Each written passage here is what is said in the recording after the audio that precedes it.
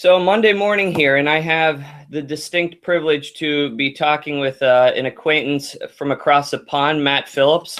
Matt's a sports therapist and running performance coach. He has over 20 years of experience. He's based in Brighton, and it's the south coast of England. And you work at Studio 57, which seems to be a pretty eclectic group of healthcare professionals and practitioners between physios, osteopaths, podiatrists, sports medicine therapists, and massage therapists. So we're going to talk about a bunch of different things today related to running. And before we do that, I want to congratulate Matt on becoming a father. He and his wife just had a baby boy a couple weeks ago, right? Yeah, 2 weeks and 4 days, counting. Yeah. So if Matt starts to fall asleep on camera, he has an out. So, but welcome, Matt, and thanks again for taking time out of your Monday to connect. Hey, Chris, no problem at all. Really nice to speak to you in person. Big fan of your website, so it's good to meet you in person. Thanks, and it's fun doing these because I'm connecting with a lot of folks who I've never met in person, but I see a lot of the stuff that they're putting online, and it really resonates with me. And you're obviously one of them. So let's jump right into it. We have a bunch of topics that we're going to cover, and the first thing I want to have you give us your perspective on is, where do you think a lot of traditional sports physical therapists go wrong when they're trying to help injured runners? I think I get the impression that it's tricky because on social media and guys like you and me, and we're talking and it seems like the whole world's on a better page. But when I talk to runners who come to me, having seen another therapist, which is very common in our trade, it does seem that certain messages still aren't getting out there, and a lot of it still evolves around this kind of adherence to this structuralist idea that as therapists, the way we can best help runners when they're injured is by getting our hands in them and twisting and prodding and poking and changing tissue length and properties, and that's how we kind of fix them, and the runner lays back and we're kind of the operator. And even though kind of research doesn't back this up at all, I think the bulk of most therapists' methodology behind helping a runner is getting the runner on the couch still and fixing them that way. And more importantly, and significantly, maybe the runners still expect that as well. If they step through your door because they're injured, then they're expecting to kind of lie down in the couch and get fixed. And modern research and science is kind of showing that that's probably further from the truth than we ever really imagined.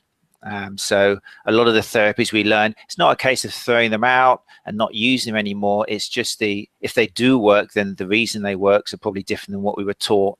And that can change when we use them and how much we use them and that sort of thing. Yeah, I think that's great. And I think that, one of the themes that I sense a lot is it's not so much what we are doing needs to change dramatically. It's the explanations that we're using and working with runners that need to be refined, because there is research that, that we should be considering when we're explaining things to runners. And, it's one of those tricky things that, trying to say if someone is dealing with tissue injury, when are they healed, and then when are they fully recovered to return to running? And I see so many runners that are working with physios and they're doing well, and then all of a sudden they blow up because they're allowed to run prematurely, and is that something that you experience a lot? Oh, without a doubt. And I think so many therapists could turn things on its head and start getting better results if, like you've just said, they distinguish between healing and recovering, and in doing so they make a difference between injuries and then why the runner comes in, because most runners come in because they're in pain or they're fatigued or they're weak or they've got a certain dysfunction, they can't do something. And it's kind of our traditional training, which, although we listen to them, we write down a case history and when did it happen and how did it happen and what's your volume like, still inside I think the temptation is still there to start diagnosing and thinking, oh, this sounds like blah this, blah that, and I need to check this, and you kind of suddenly disappear into the way to help this person is to fix the injury, as opposed to actually looking at the person and dealing with the runner as opposed to the injury itself. So I think my knowledge of this is probably thanks to one name that sticks out. And I always like to give credit to people who I've read and to show how useful they are to other therapists is Tony Ingram and his B-Boy Science. Canada, I think, no, is it Canada? Or, yeah, Canada, I think it is. Yeah, he's got some great blogs on this whole thing about the difference between healing and recovery and how that affects our therapy that we give to runners and patients. So what would you say has been the primary impact of a lot of the pain science on your work? You know, I know that I feel like the pendulum swung so far to one extreme where, you know, at one point we were explaining everything from a biomechanical perspective, and then all of a sudden we started inundating with people with pain science. How are you incorporating the pain science into your work with runners? I think what you said already, it's when you mentioned it's not necessarily the techniques we use, it's the explanation, because we're realizing now that it's not just a case of a part of the body hurting and then fixing that part of the body and the pain goes, where we're dealing with a huge system, an organism that's got all sorts of sensory inputs to the nervous system and the brain. And one of these is very much that, you know, what this runner is believing and hearing from you. So one of the things that pain science is showing clearly is that if we want to help somebody in pain, we need to take this into account. We need to listen to their language. We've got to watch out what language we're using to them. We need to try and bust a few myths that they might have, these kind of yellow flags, which have got very popular now. We rule out the red flags as is massively important, but then we look out for the yellow flags. So if the runner comes to you believing they're broken, if they believe that they're fragile, if they believe that even the treatment you give them is not really going to help, if they're basing the reason for their injury on something they've read online, which might be a little bit sort of like a bit of a myth or something. So it's very much a case of as soon as the runner comes in, it's checking out their belief systems and dealing with this, because it's all very much a sensory input which could be fueling this pain, as opposed to just thinking you're hurting because this tendon has done this or you've twisted this. Yeah, and that's all spot on. It very consistent with my perspective on a lot of the pain science and incorporating into practice. And I tell a lot of when I'm teaching, I tell a lot of the therapists who attend my courses that I don't think most runners are chronic pain patients in the least bit. But with that said, I think that you can still infuse a lot of the pain science into your work. And again, it's really refining their understanding of their situation. And it's amazing. I mean, people really sort of exude this fragility of the body concept, and it's just so far from the case. And I always share my experience as an athlete, having been through the ringer between different injuries and surgeries. And I found running to be one of the most healing aspects, provided that you afford time for adaptation and you're not, you know, rushing the process of sort of ramping up your volume. So what do you think when runners come to see you, what do you think is typically running through their mind in terms of why they got injured? I think this is, again, maybe which sets runners apart from a lot of other athletes which we treat, is runners are such a passionate bunch, and most runners, recreational runners in particular, it's not long before you get addicted, because it's such a great sport. You know, you're sitting on your couch and suddenly you've managed to do those few laps of the block, and before you know it, you're getting all the endorphins, you're getting the rush, you're seeing the benefits, you're seeing the weight come off, and you want more and more and more and more. And you start looking online, you start joining all the social hangouts, and before you know it, you know, you're getting inundated with 50-day plank challenges and you're a heel striker, you're doomed for hell, and all this sort of information overload, which can really fuel certain injuries or rather delay recovery if you're reading the wrong thing and putting down your pain. I think busting these myths is a real step towards helping runners recover. There's a paper which I think encapsulates very well what a lot of runners still believe is the problem to their injuries. It was a paper in 2014, so we're only looking at last year. You'll have to excuse my pronunciation because it varies depending on who I'm talking to, but I guess the guy Saragiotto, but basically it was a paper on what recreational runners think are risk factors for running injuries. It was fantastic because it just drove home this belief that runners still have that most of their injuries are due to, well, the two that stood out is not stretching enough. The classic kind of, this is why I'm hurting, I'm not stretching enough. And then wearing the wrong shoes. And both of those, we've got lots of research which has showed that if anything, they're the lowest end of what could possibly be causing problems and injuries in people.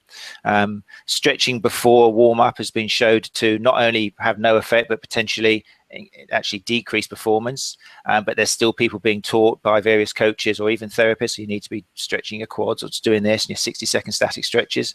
And then even afterwards as well, runners are still, I get great success, if I say so myself, with runners who are suffering from soreness after runs by telling them, stop doing your static stretching. So they come to me with hip flexor pain and they've been out and they've read the books and have the advice they need to hold a 60-second hip flexor stretch, and they're wondering why, after exercising and causing all these natural micro tears, that by ripping the muscle apart even more after their high intensity, they wonder why the next day they're sore, and so they drop it.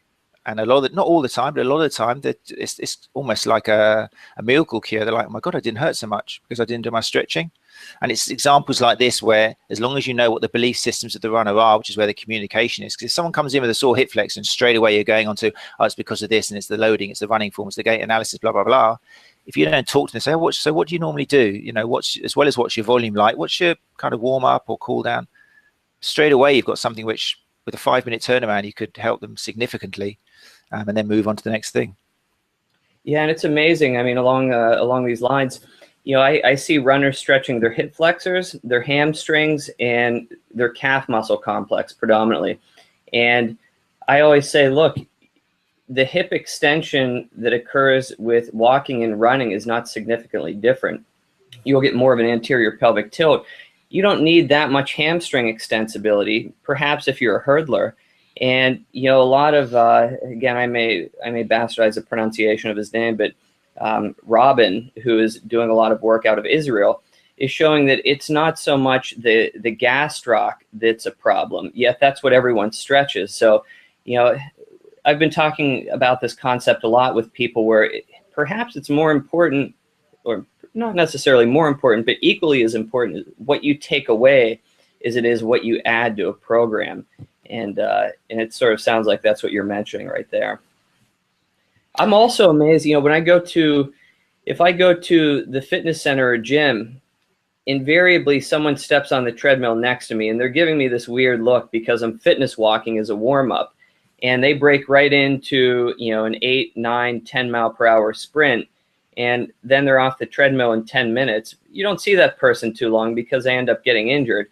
And people really, they rush into their workouts, they're pacing wrong. And it's a lot of these very simple things that you can address that will have a dramatic impact on their outcome and really get them running longer and healthier. So it's great to hear you say that. With regards to ankle dorsiflexion, this is something I've been reading up on a lot. How do you approach selecting a shoe in terms of heel to toe differential? I think again, it's so tricky with footwear and measuring things up, and I think we went with the advent of minimalistic shoes and the whole kind of forefoot debate, which some of us jumped a little bit too quick into thinking that the differentiation between the drop stack height and that is going to play a much bigger difference. I don't think the research supports it massively for everybody. Again, it's working out what works for the runner in front of you. If I get a runner who shows limited dorsiflexion, that's going to affect their ability, for the shin to pass over the toe in mid stance and before toe off, then I'd probably experiment potentially looking at their case history with seeing how things are in a slightly higher shoe at the back to help them with that. But it's tricky because I had an example recently with a runner who is a sub 3 hour marathon runner, and she came to me complaining of a little bit of pain and stuff, and so I did a gait analysis with her, and incredibly limited dorsiflexion, but she's a sub 3 hour marathon runner, and before long she's going to be, without a doubt, up in the European Championships and stuff. And I had to ask around. I think I was actually asking Greg as well, and just trying to get some insight into what you do with a runner who shows massively limited dorsiflexion, and yet they seem to be getting these times and breaking and hitting PBs and stuff. And it was all a bit of a confusion, but sure enough, in the last marathon, whether it's connected or not, but she ended up pulling out after a few miles with a stress fracture or something in the fibula. And I don't know if it's connected or not, but I think still dorsiflexion is one big factor that we sometimes miss in runners in looking at maybe potentially injuries in the future. And And again, it's something which is probably eclipsed a little bit by the traditional shoe model of just looking at or estimating the subtalar drop and that sort of stuff, and something we can clear up with runners when looking for a shoe, not sticking to the whole arch type model and looking for other factors that shoes have to offer. So with that individual, what shoe was she in, and roughly what was her ankle dorsiflexion, if you recall? When How did you measure it? I did the knee to wall test and measured the angle of the tibia in relation to vertical, and it was something like, I think it was around kind of 15 degrees or something. If we were measuring distance from the wall, she could probably get away with maybe, if I remember right, it was less than a centimetre. As soon as she moved her toe away from the wall, there was absolutely no contact at all. And then measuring the angle as well, it was like, it was one of those runners which made me think, how do you manage to do what you do? I mean, how are you not breaking down the whole time, considering that she's such a local talent, a national talent? But that's the joy of the game. You do get people along who break the rules, and they remind you that you can't pay too much attention to the whole biomechanics of it, 'cause there's always exceptions, when you look at the individuals. Well, I'm still got to get in contact with her and see whether the injury she had was related to it, but that's all part of the fun and game of putting the jigsaw together. Yeah, I mean, it would make sense. I guess the question with a runner like that is, perhaps she had such a high cadence and a short stance time that maybe she wasn't even engaging that dorsiflexion limitation, but perhaps maybe she got to a threshold where it did become problematic, and that was more of a biomechanical issue that sidelined her from injury. In what shoe was she running that, in a racing flat of sorts? She varied depending on, I mean, I think traditionally she turned her attention. Her history is quite unique, to tell you the truth. I mean, this puts a point. I mean, 3 years ago, her partner was doing a marathons, and she thought she'd join him for a laugh. I think it was kind of a little bit of a challenge from him to her, going, "Oh, you try and do what I do." And she did it in something like 4.5 hours or something, her first marathon. And then she enjoyed it so much, she goes, "You know what? I'm going to knock an hour off for next year." And she hadn't really run much before that, and then suddenly she did. The next year she trained, she did her stuff, and suddenly she was down to like 3.5 hours. And since then, she's joined the club and done the track work, and she's just excelling incredibly. She's going to be something quite special in the future. But things like training volume and putting an awful lot of miles in, an awful lot of real chilled out person. But obviously, once you get that talent, you've got a lot of pressure from your coaches, and whether she's able to read the signs and listen to her body is another thing, because she hasn't got that long a career in running. She's not that able to look out for the signs of potentially overtraining and stuff. So, but we'll see. She'll be back on her feet soon, and maybe this will be a good, learning curve for her now, before she actually hits kind of national and international, hopefully. Well, it sounds like she has a lot of talent. I wish her the best, and she's lucky to have you in her corner. I battle a lot with that dorsiflexion concept, and I rarely find a limitation when I assess dorsiflexion with the knee straight. And it seems like it's a lot of talocrural stiffness in the runners that I'm seeing. So, I really am trying to comb through the literature to say, how do we go about doing this? And I'll use a step-down assessment as part of that. And, I'll sort of have them, I'll go to the running shoe store a lot with folks and just take a cork yoga block and sort of see what shoe allows them to progress their leg over their foot in a smooth manner. But again, there's still a lot more work that needs to be done. I know the podiatrist for ASICS, Simon Bartold, he's steadfast about this 10 millimeter heel to toe differential. And that's the only research that I've come across is in soccer players or football players, and not non-American football. I think this is alluding to rugby or soccer. And it showed that reduced calf muscle activity, but that was just an abstract or a platform presentation.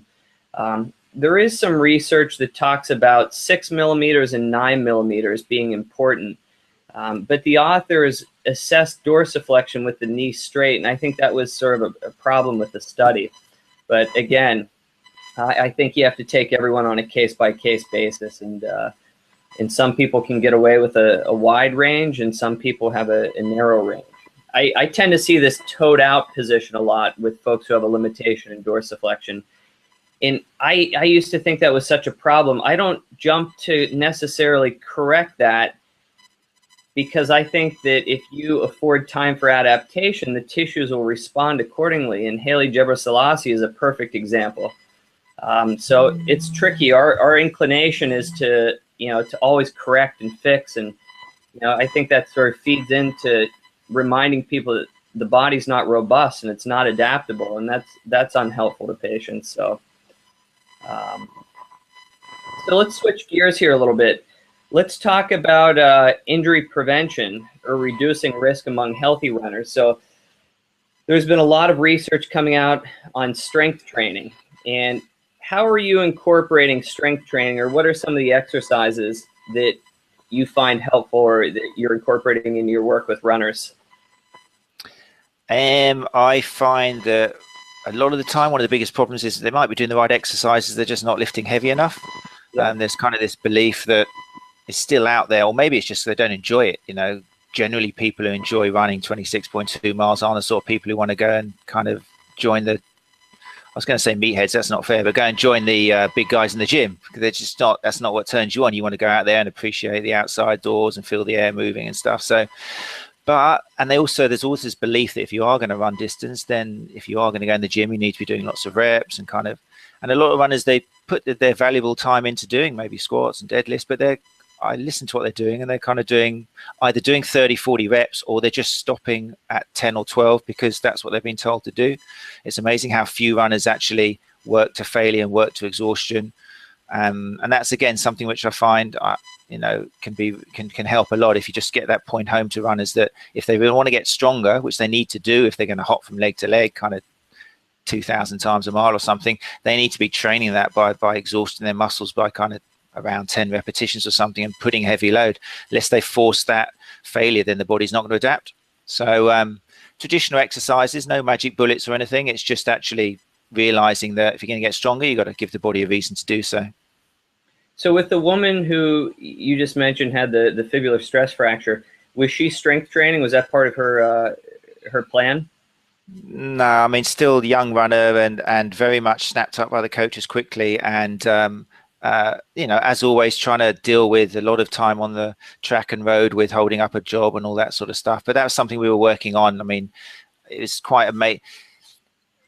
It's amazing really to think that someone who's done this well, I mean, anyone under a sub-3 for me in 3 years is like an incredible, especially where she managed to knock off in 90 minutes in a year of training.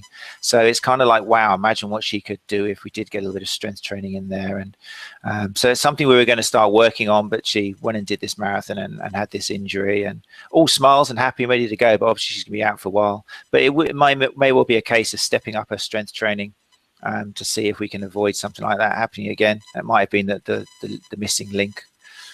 Yeah. So if we take a healthy runner, let's say, late 20s, early 30s, who has been training consistently and they're looking to improve their performance, how would you lay out a strength training program? What would that week look like, and how would you interface that with their running training? So, I mean, I work a lot with recreational runners, and a lot of the time, the problem with them is I haven't got enough time to do this. So first of all, there's a little bit of education and making them realize that, okay, let's have a look at how you're spending your week. And before you know it, they are running kind of 30 miles a week or something, and they have got the time. They've just got to change what they're doing at that time. So once we educate them as to the importance of strength training and maybe show them a little bit of research, and then suddenly we have gained maybe 2 hours a week or something, where they can actually go through some exercises and start keeping a record of strength increases. And I don't think you need to be necessarily a member of a gym, because a lot of people, being a member of a gym is kind of, I don't know about where you are, but over here, a lot of people enjoying the outdoors or just going to boot camps or having stuff at home. And, you can save a lot of money by not being a member of a gym. But as long as you've got some, a lot of you can be done with your body weight. But as long as you've got some kettlebells or, a limited amount of weights and medicine balls, you can still do an awful lot at house. It's just the consistency and, like I say, working to failure. I do try and get a lot of the plans and the coaching I send out and give runners is I rarely go over 3 days a week for the people I deal with. So that gives them that extra day or two, if possible, to do their cross training, to do their strength training. most of the runners I see, when they get excited, they're suddenly doing 4 days a week, or even 6-7 days a week in a lot of cases. So it's drumming home that point that if they want to do what they're going to do, they've got to get stronger, you know. And it always makes me laugh how I give strength exercises out, and it used to annoy me, but now I just laugh at it in their face. I can't help it. But I give them some strength exercises, and then the next time they come back and say, "Have you done your exercises? What have you been doing in the week?" You know, just to check that they can tell me what they've been doing. And they go, "Oh yeah, I did those stretch exercises." I'm like, "You did what?" "I did your stretch exercises." I'm like, "What exercises were those then?"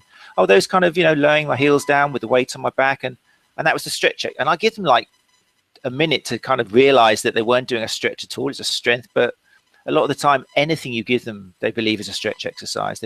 Runners just don't seem to be able to say the word strength, and yet they're so hooked onto stretch.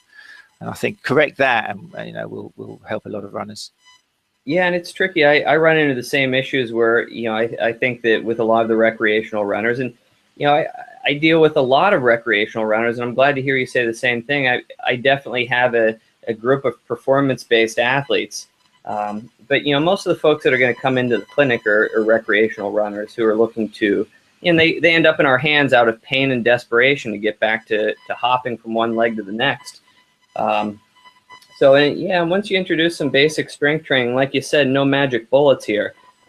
Just consistency and making sure that you're overloading to create a stimulus. It has a huge benefit. So in terms of, so you mentioned 3 days a week. And will you throw those on the same days as running? And if so, would you have the strength training precede running or do it after? I think initially, I mean, it's going to depend on the athlete's week and stuff. But initially, I'm heading towards the whole, you know, the idea of, for most people, of making hard days hard and easy days easy. But it's got to fit in initially to a change in lifestyle. It's like everything. You've got to kind of make it work for you. So I may well space it out so that the runners are doing their strength training on their rest day initially, so they're not pushed for time. So they're not rushing through the exercises. So they're getting their fix of adrenaline kind of coursing around their veins and stuff. But then I will probably move them towards doing, if they're taking things seriously, of doing the strength training, maybe if they can in the afternoon or the evening of the day they've done their run, so that their hard days are hard and the easy days are going to be either non-impact cross training or swimming or cycling. And then the harder work, the runs in the morning, and then the strength training sort of a few hours after, if possible, or in the evenings. But I mean, the other thing, I think the other advantage of getting runners to do strength training is pulling back on their actual volume of running as well. You know, you get the double bonus of not only the implications of getting a bit stronger, but also the fact that they're not on the road for that time. Because again, I mean, training is backed up by research as well. In the Railjack paper of 2004, I think it is still highlighting, it's still very, very important that runners just run too much. You know, it's one of the only sports, I think, where the participants think they can do it 365 days a year. You know, all other sports, they'll have a preparative stage and then the competition stage and then kind of a transient stage where they're not doing much at all. But especially with recreational runners, they really believe you have these challenges of run streaks, and people who have run every single day, you can do that if you're kind of like a veteran of running. But a lot of people are trying it too quickly, and they're not giving time to recover. And you know, this impact, running's not bad for you, but if you do it too much, too soon, or too often, too much for change, then yeah, you can pretty much guarantee it, you're going to slip up and you're going to get injured. So many runners just, in my experience, a lot of runners are excellent at planning their weeks, and they'll do their kind of Mondays interval training and Wednesdays track night, and then maybe Sundays a long run, and maybe they'll do some cross training on Tuesdays and Thursdays. But ask them how February is going to be different than March, or what they're going to do in October, or maybe where they're sitting in this year, what's going to be their goal A races, and what's going to be, where's their preparative stage, and they haven't got a clue. There's kind of very little, at least with recreational athletes, there's no macro managing or even mesocycles at all in their plans. It's all micro. And before you know it, they're doing 52 weeks of the same micro plan, and then wondering why nothing's changing. So I think getting that strength training in there, encouraging them to learn what a lot of people, I mean, I'm from a strength and conditioning background. I went through my time, I enjoyed the gym. So I had my pad, I had my pen, I was looking at myself getting stronger. I was flexing in front of the mirror, enjoying the results and stuff. But I think the advantage of coming from that background where you are a bit of a muscle Mary in a gym is you get a dedication towards staging and concentrating on different things and breaking things down into maybe I'm going to do a month on legs, I'm going to do this, and if you can take that through into running and make runners realize that you need to do the same thing. I mean, there's debates over whether you should try and do everything at the same time or whether you should split it up into different months. And I don't know, I think, again, it depends on the runner. But definitely trying to help runners to plan their years and different months in the years to strengthen, potential weaknesses in the chain. There is a great, I want to say it was a review paper by Nielsen and Rasmussen. And that group pumps out so much amazing research. And one of the things I explain to a lot of the runners that I work with is running injury patterns seem to follow this U-shaped distribution where it's like if you're running 1 to 2 days a week, that's a problem. Running 6 to 7 days a week is a problem. And I used to tell people, really 2 to 4, maybe 2 to 5. Right now I'm saying 3 to 4 is a sweet spot, and to supplement that with some form of resistance training or cross training. And, I work with a lot of triathletes, and it's such a juggling act. Again, it's just go, go, go. And the American mentality is, you need to suffer, you need to go through hardship, no pain, no gain in the traditional sense. And it's really just a lot of poor habits that are just begging injury. So, are you working with a lot of triathletes? I have a few come through the door. I work together with one of the local triathlete clubs. And yeah, it's always interesting. I love kind of comparing the different types of injuries which triathletes will see. Because on the one hand, you're thinking, fantastic, what a great way of cross-training, what a great way of helping each of the disciplines. But then you've got the overall time and the recovery time and the problems with trying to excel in all three sports, and it's tricky. Obviously, I think most of the triathletes I work with, probably the injuries are mostly connected.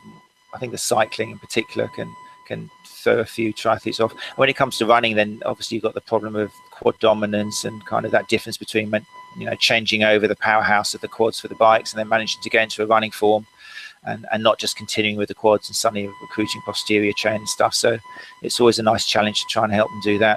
I'm not a swimmer, so that's where I fall down with triathletes. There's no advice I can give at all with them, unless maybe they've got kind of shoulder problems and that. But again, I'm very much, when it comes to the other two disciplines, I'm the first person to send them over to a specialist in that. And we've got some therapists here. We've got a great therapist here who's a triathlete herself, and she's representing Great Britain for her age group. So the nice thing about working in a kind of a polyclinic here is as soon as someone comes in who one of us can look after better, it's like, thank you very much, go and see this person. That's fine. So I really haven't got to look after anybody who I'm not 100% confident with. So with gait analysis, this is something that I would say, most of us do. What are some of the things that you've learned from gait analysis or clinical pearls that you can share? How do you approach gait analysis in your work? It's all taken a very interesting turn, because when we first started out, I mean, I remember kind of preaching that, the idea that we're going to change your running form by strengthening, and we're going to kind of change the way you move when you're doing a lunge or squats, and that's going to have a natural carryover. And I remember preaching in the early days that, you should never try changing the way you run on the treadmill or when you're outside, because you're just going to become economical and your brain's not going to change it anyway. And, the changes will come naturally when you do your work outside with drills and marches and skips and stuff. But that's all kind of changed now with the research, and people like Irene Davis, and have shown clearly that you can, gait retraining is very much real, and you can change movement with visual feedback and internal feedback and stuff. So now, for a while we have been making runners do little 20-second, 30-second drills whilst they're out there, either on a treadmill or out running, to try and change various aspects of their running form, and seeing that either in combination with the strength exercises on the outside, that this can have a benefit impact on reducing pain. Performance is more difficult to tie to, but definitely there's research out there which has shown that modifications, for example, in step width for ITB syndrome, cadence is another massive one, which has shown that fixes pretty much everything if that's what the runner needs. So there's a lot more we can do now with runners Being careful not to, again, just open the page and say, oh, your body's doing this, you need this. But there's definitely a lot of things we can play around with once we get onto the treadmill and see how they're moving. How do you approach addressing cadence? So, Brian Heiderscheid spearheaded a lot of this work. If someone is overstriding, we know that by increasing their cadence 5 to 10%, that the forces are going to decrease at the level of the hip and knee. What's sort of the typical cadence range that you try to focus on with runners? I don't really limit it.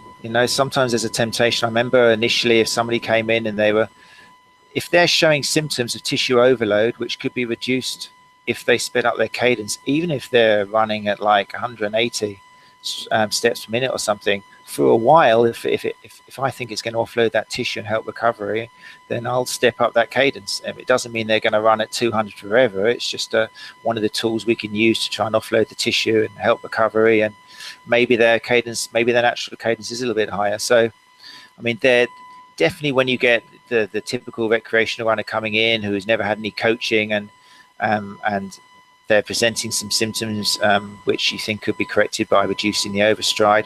We've got kind of this magic number. I think, like you said, the research shows that less than 158 has been shown to increase likelihood of impact issues at knees and telefemoral pain. So, but it's a little bit of myth busting as well, still in this neck of the world. I don't know what it's like there, but we're still getting runners in who have read that 180 is the magic number. And so we get people who are trying to run 180 even when they're just going for a little jog along the seafront, and you can see them because they look fairly ridiculous, and they're trying to get their heels up, and it's drumming home that point that cadence changes with speed. You shouldn't expect to be running the same as the person next to you.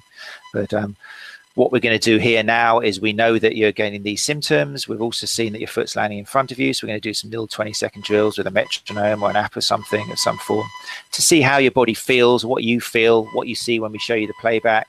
Of how your body is when you're striding at this kind of 5 to 10% increase in cadence.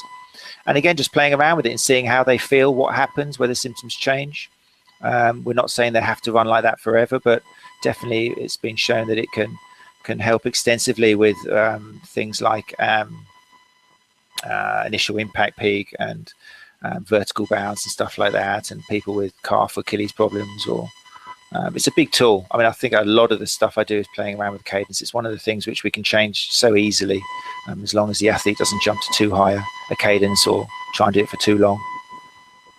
Yeah, it was a couple of years ago. It seemed like everyone was coming in, and cadence was part of the piece. And like you said, 180 sort of that magical number, and everyone should be running on their forefoot. I've been taking a lot of folks who've been trying to run on their forefoot, whether it's to make a change, or who just historically are forefoot strikers that have been dealing with calf muscle complex, Achilles tendon issues, and I start turning them into a heel striker, and it solves their problem. And I think, again, it's variability. It's giving people more options. It's having them explore different situations with their running, and that sort of seems to be the key, not one specific approach. So I'm going to be on a call here with a fellow who's a triathlete after we wrap up, and he's been dealing with calf cramps, and I said, well, when are these occurring? And he said, well, they occur pretty early on, when I go out for a run. And I said, probably not a cramp, and everyone thinks, oh, eat bananas, taking sodium, la la la, and it's just interesting, and it gets back to runners' beliefs about what's landing them in trouble. So you had the privilege of having Greg come over and do a course there, and did he cover his approach to gait analysis? It was like about 10-20 minutes as just a way of showing that it's not a case of biomechanics against pain science, and how you can reconcile the two. So I think it was only the 1-day version of his course. He's doing another 2-day one. I mean, we're lucky to get him back again in June in London. So, and also he teaches, I think, with Blaise Dubois and on the running injury clinic, and he goes more into the actual running side of things there. But yeah, it was a great chance to see the man in action, as it were. One of the things that was interesting that, it sort of confirmed a lot of my thoughts was, you can learn a lot when you have someone on a treadmill just by the sound of their contact. And, most people are very heavy strikers. And I tell a lot of the runners that come in and see me, I said, I'm not concerned whether you heel strike, you forefoot strike, you land with a flat-footed stride. It's more, making sure you don't overstrike.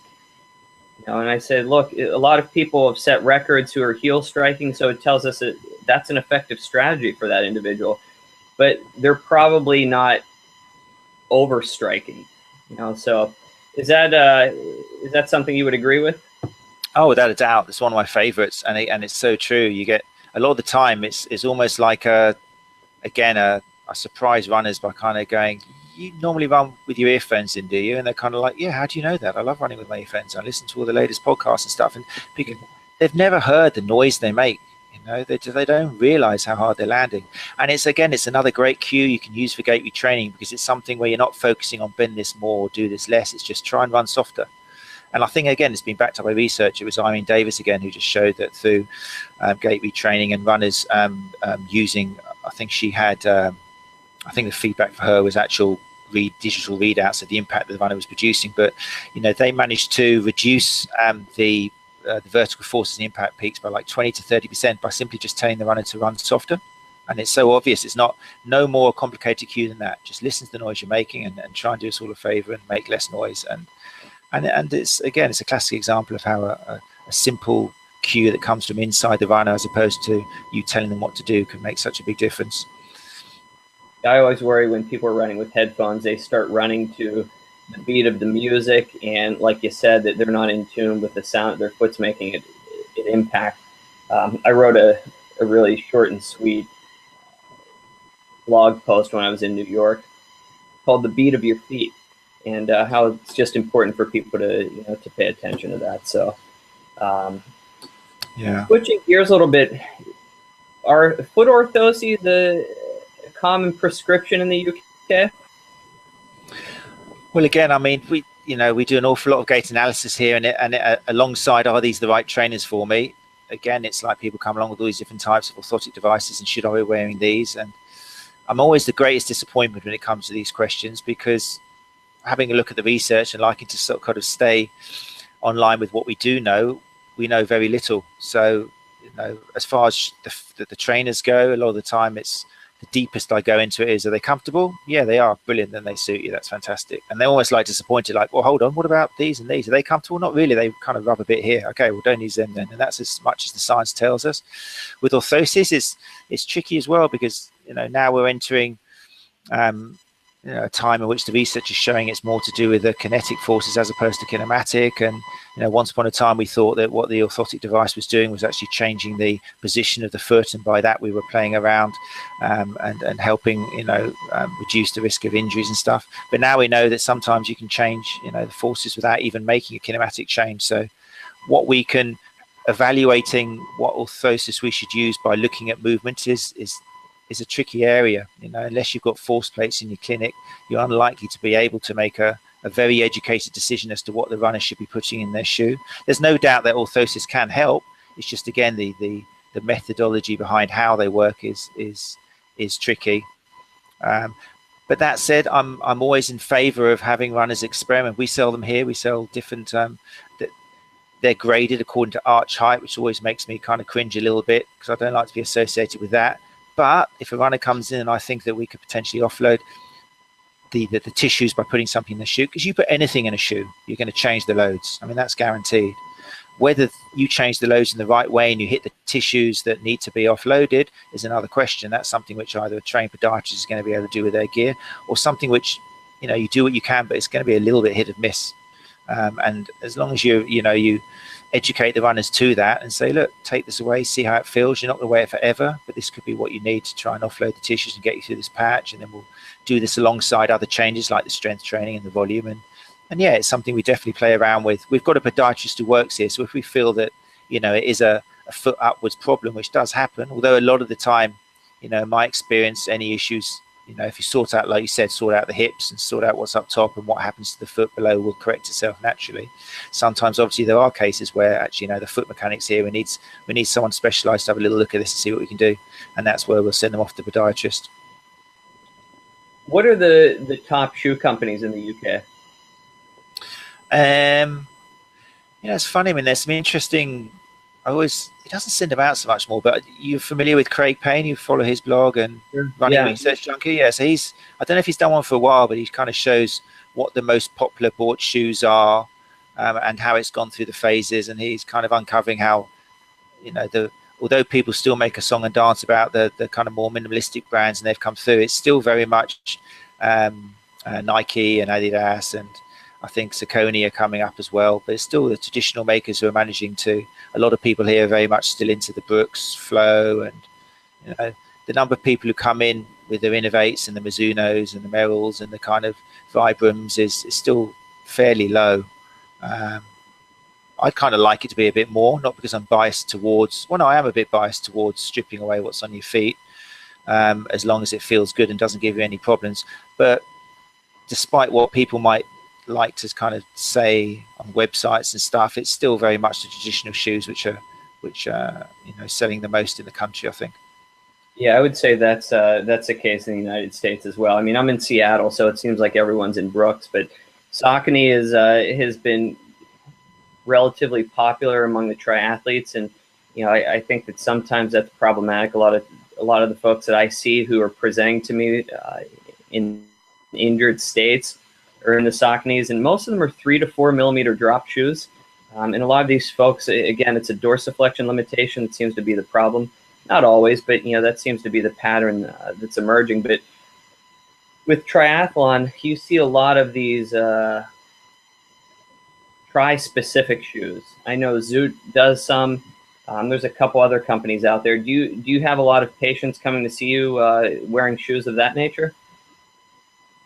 We get a few, yeah. I mean, triathletes love buying their gear and coming in but again, I mean, I do, as far as the dorsiflexion that goes, I still do find myself telling runners who, especially if they're suffering from kind of lower leg, calf, and Achilles issues, when you listen to them, they say, when was the last time you ran happily? And it was like about a year ago. And what's changed? Well, I kind of bought these kind of more minimalistic shoes, and it's still a little bit of an issue of people going too quickly into a lower drop shoe, and take them back to a shoe that was working for them before they read the article. And then often, a lot of the time, the symptoms will go, you know, and then you try and get them to change slowly into maybe a more minimalistic shoe. Because I do try, I'm biased, I do try and get runners into as least amount of shoe as they can wear and their body will cope with. But, you know, you've got to bear in mind that some people aren't quite ready to wear a more minimalistic shoe yet.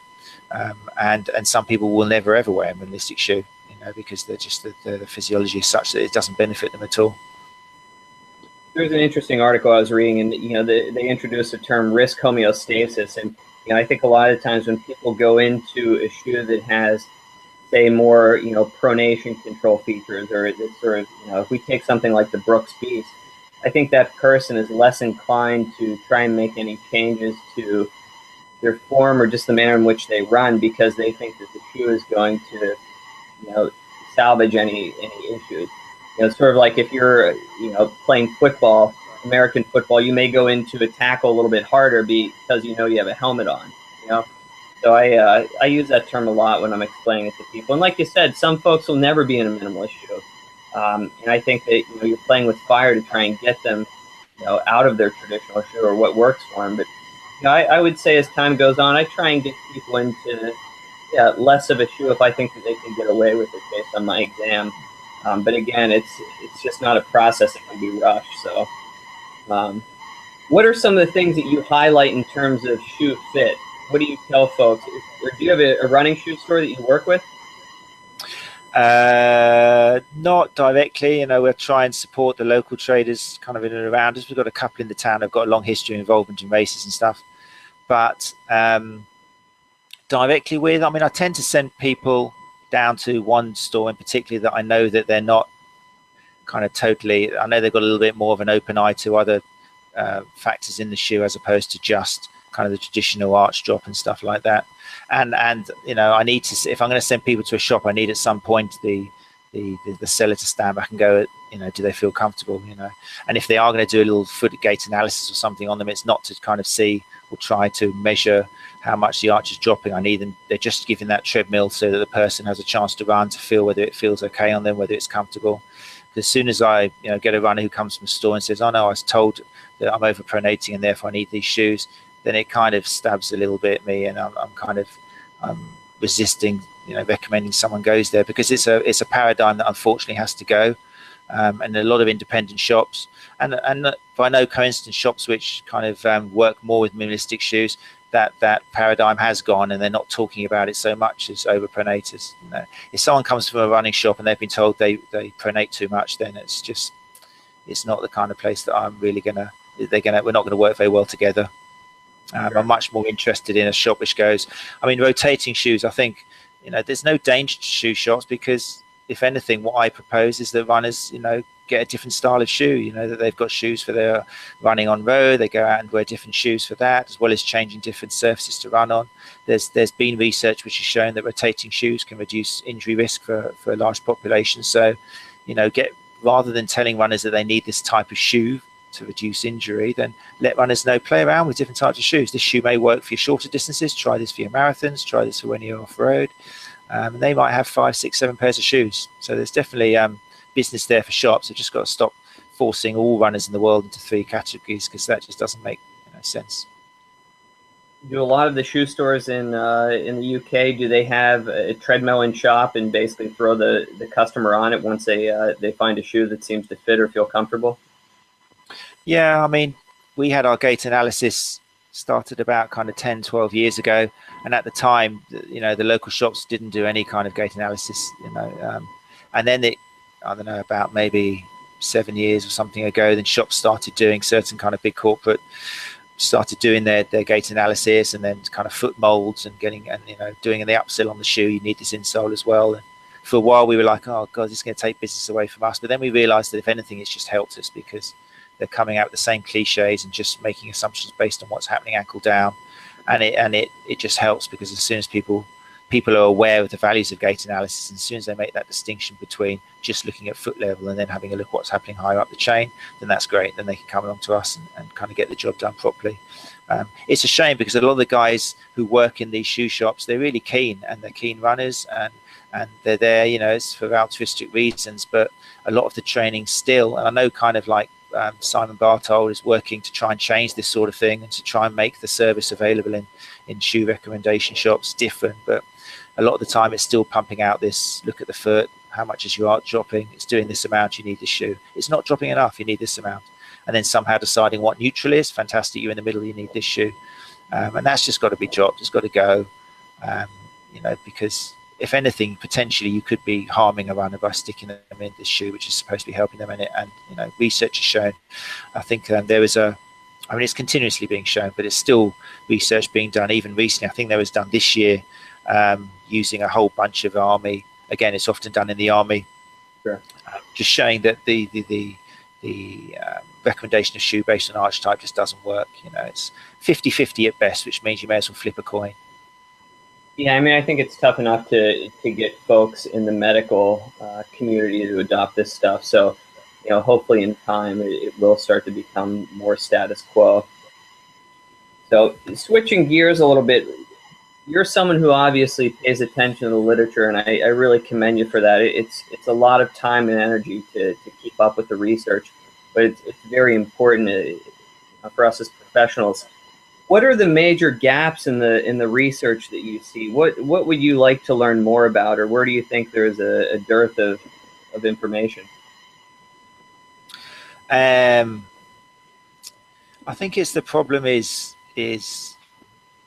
obviously there's not enough research. There's often, you know, the need to make sure that there's got to be a lot more prospective studies instead of just retrospective, and often the trouble is research is still contradicting itself so much. And this is one of the big things that Greg Lehman was showing, that, you know, he was presented with this idea that pain science is trying to work against biomechanics, and that he's kind of suggesting that all the people doing this research on biomechanics are kind of missing the point. But it's not that at all. I mean, his big point was that the biomechanics research kind of dismisses the biomechanics itself, because there's always, as soon as you get one thing which seems to be this, something else comes along which kind of negates it. So there is obviously the argument that do enough research and eventually you'll see more accurate traits.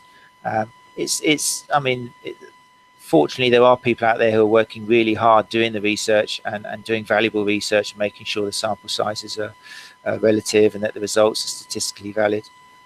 But I think it's still a case of, in the meantime, the people kind of on the shop front in the clinics experimenting and seeing what happens on clinic level, because I think it'll still be a long time before the human body is just, there's so many variables and so much variability between us, with not just the biomechanics, but the kind of psychosocial aspects and the way we're made up. I think it'll be quite a long time before we get any answers as to this particular factor leads to this injury.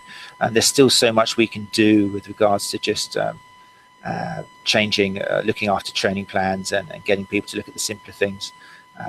So I always look at the research, but if anything, it kind of just reinforces the point that, you know, you've got to look at the athlete in front of you and not kind of just try and make them into what the last runner was. Yeah, I think that Greg highlights some great points, and specifically the biomechanics research is questioning the biomechanics research, which makes our work a little bit more simple. Yes.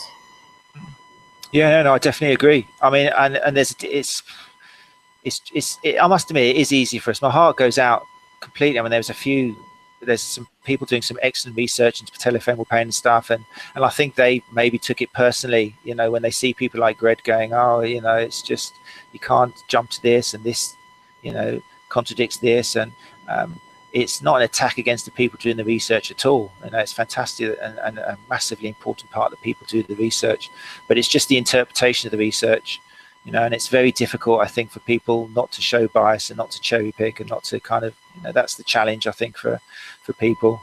But yeah, in the meantime, for the simpler people, the folk like us who are on the ground, it does kind of make things simpler because we can experiment, we can play around. In reality, can you imagine a world where we were just, we discovered all the secrets and we just read out of a textbook, oh, you come in with this, right, you need this next? I almost hope it never happens. It's much more fun what we do. You'd be replaced by robots at that point. Well, there you go. It would be a case of, walk into this booth and you'll be fixed. I don't think it'll ever happen. The more we look into, the more the research shows is that it depends on the runner, it depends on the athlete, it depends on the person in front of you. And the more, if anything, that's, maybe the more we understand about pain science and how we can tap into people more through that form of sensory input rather than trying to fix biomechanics, that will probably present us with more answers than the biomechanics research. I think that's potential. It was really interesting. I did my training at the University of Delaware, and I spent time there in their research labs before I even went into the master's program in physical therapy. And there is a huge emphasis on quadriceps strength, and a lot of Eric Vitro's work has showed the importance of quad strength. And they were dealing with a lot of patients after ACL reconstructions that were primarily hamstring autografts. And then I went up to New York to the Nicholas Institute of Sports Medicine and Athletic Trauma, and the focus there was on proximal thigh and hip strength. And the interesting thing is that both of these groups got great results. One was really focusing on strengthening the hip, the other was strengthening the quad. And then we just have this study that came out that showed that if someone's dealing with patellofemoral pain, you want to strengthen the knee or the knee musculature, great. You want to strengthen the hip musculature, great. The outcomes are pretty much similar. Perhaps, there is a slight bias, or, it favored hip strengthening to a slightly greater degree, but it wasn't clinically or statistically significant. So I think that's great. And it sort of, it does simplify our life, and this is one of the takeaways, from Greg's course, for those who have taken it, is figure out where you start loading someone and then progressively load them. And I think that's just it's a simple concept that, it's less intimidating for a lot of, younger clinicians or green clinicians, but I think that's an invaluable takeaway. Yeah, definitely, without a doubt. I mean, what we can say, hand on heart, and what we do know, that if a tissue is suffering, it's because it's being overloaded. So if we're going to help that person, we just got to find a way of reducing, the load, or making that tissue more able to handle that load. How are we going to do that? Well, with a combination of strength training, you know, graded, progressive graded, so that they're not jumping too soon, too fast into something. But it really implies that things haven't got to be that complicated. The exercises haven't got to be that clever, you know. So yeah, it does simplify things. And you know what? It so far, touch wood, it gets results as well, which is the most important thing. If we were simplifying things and not seeing an increase in results, then we'd be worried. But as far as I'm concerned, as far as my career has been, a lot of, you know, the more I've simplified the things I do and used less complicated manual therapy techniques and getting obsessed with all these kind of myofascial slings here and there, if I just got down to basics and looked at, you know, what we know can make a difference, then I'm getting healthier, happier runners. And I see that among a lot of clinicians that I respect across the world right now is they've all gone to this model of simplicity. And I don't think that that's just by chance. I think that that's really a function of the literature. You know, and there's a quote by, I want to say Einstein, that says, make things as simple as possible, but not one bit simpler. So, you know, it seems like people always say, what are your clinical pearls with runners? I say, well, take a look at, you know, basically their cadence, make sure they're rotating shoes, make sure they're not over striking and over striding, and make sure that they're running with some consistency to force adaptation. And beyond that, I mean, I think we're hard pressed to make any claims. Would you agree with that? Definitely, yeah. I mean, you've just pretty much, it's the art, I think, of what we do is knowing, you know, when to apply those things and how to get the point across to the runner and find a way of explaining these things and helping them to achieve it. I think I thought something as you were saying that. Oh yeah, another way that another thing that again is to do with simplifying things is you get another thing I try and do with runners who come in and patients of any form of, you know, athletes or occupationally injured or something is just looking at what people can't do and getting them to do it. It's something that Greg backed up on his course. You know, you try and get people to move as many ways as possible, as well as they can.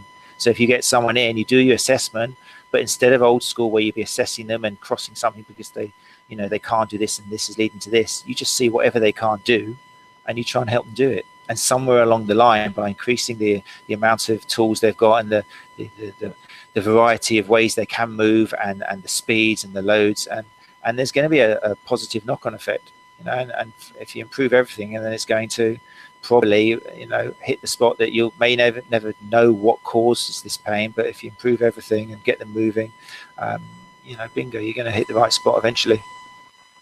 And I used to be guilty of that too. I mean, I used to be very idealistic in terms of how I thought people should move. And then, you know, as time went on, I started having these ideas really be shattered by people that would come in and break all the rules and were a lot of times winning races.